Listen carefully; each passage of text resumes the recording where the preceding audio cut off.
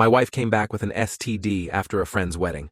I filed for divorce and made sure my revenge was unforgettable. Hello, Reddit I+ here. My name is Nathaniel Cross, and if you had asked me a year ago, I would have told you my life was pretty close to perfect. I was 35, married to a woman I adored, building a future I believed in. We had been together for 9 years, 3 dating, 6 married. Her name was Melanie, and I thought she was my forever. Mel wasn't just my wife.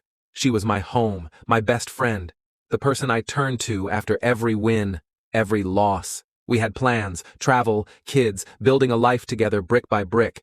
And after struggling with 2 miscarriages, we were still trying. We were healing, or so I thought. Everything came crashing down after a wedding she attended out of town, a close friend's destination wedding.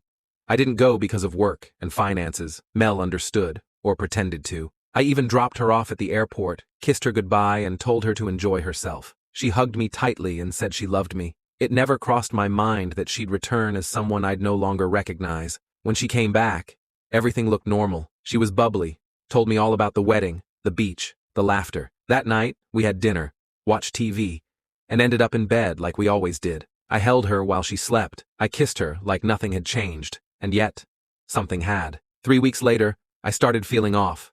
Fatigue, discomfort. I thought maybe I was just burned out. I went to the doctor just to be sure, never expecting what came next. Nathaniel, the doctor said carefully, you tested positive for an STD. I laughed. Like actually laughed. That's not possible, I told him. I'm married.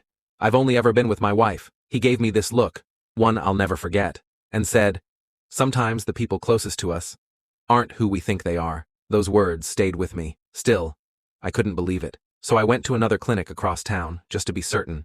When the second test came back, it confirmed everything. Same result. That night, I sat alone in my car in the driveway for 2 hours. I stared at the front door, the door I had opened for her so many times, with this pit in my stomach, but I didn't confront her. Not yet. I needed to know. I started paying attention. She had always been careful with her phone, but I waited, patiently. One evening, while she was in the shower, I finally had a window. Her phone was clean.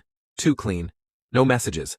No call logs beyond the obvious. No traces. Either she was meticulous, or the guy wasn't someone she messaged. I was on the verge of giving up, convincing myself the doctors were somehow wrong, until I found it. I was cleaning the bedroom while she cooked, something we used to do for each other, and her handbag was unzipped. A prescription bottle poked out. I pulled it out. The name on it was hers. The medication, antibiotics used to treat the exact STD I tested positive for. My throat dried. I Googled it 3 times to be sure. Then I called out, Melanie, can you come here? She walked in casually, drying her hands on a towel. I held up the bottle. What's this? She froze, blinked, then said, oh, that? It's for my friend. She asked me to pick it up for her. I actually laughed. It was such an insult. No, I said. We're getting tested. Both of us. Tonight. And that's when the mask slipped. She panicked.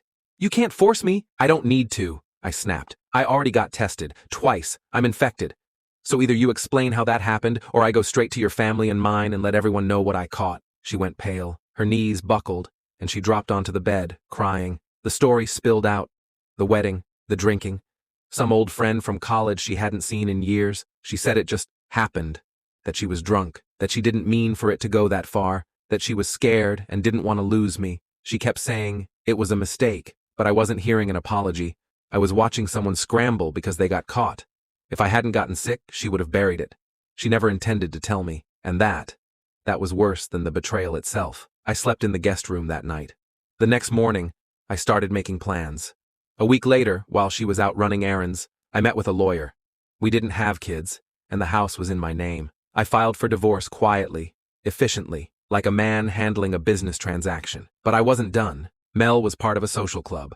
Book clubs, charity groups, small-town gossip circles. I knew how much her image mattered to her, so I sent anonymous letters to the organizers of her 3 favorite groups. Just a simple note. You should know what kind of person Melanie really is before you keep her in your inner circle. Ask her what happened at Sarah's wedding. She got served the divorce papers 2 days later. I wasn't home when it happened, but when I returned, she was waiting by the door, red-eyed and shaking. Nathaniel, she sobbed. Please don't do this. We can fix this. I looked her dead in the eye. I'm not punishing you. I'm freeing myself. She begged. She cried. She even tried seduction. Disgusting, honestly. I walked right past her. In the weeks that followed, word got around. Her friends started pulling away.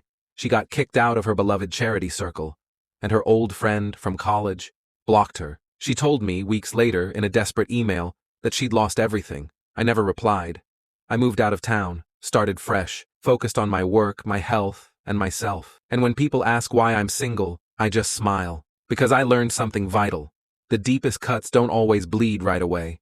But when they do, they remind you exactly who not to trust. And as for Melanie, she learned that when you betray someone who gave you everything, sometimes all you're left with is nothing. It had been 7 months since I walked away from Melanie. 7 months of silence. 7 months of rebuilding my life. Alone, but whole again. I had relocated to a smaller coastal town 2 hours away. New job, new apartment, new circle. I even started therapy, something I never thought I'd do. But I needed to heal the right way, and I did. Somewhere along the way, I stopped checking her social media. I stopped replaying everything in my head. I stopped asking why. I stopped wondering if I could have done something differently. Until one rainy Thursday night she showed up.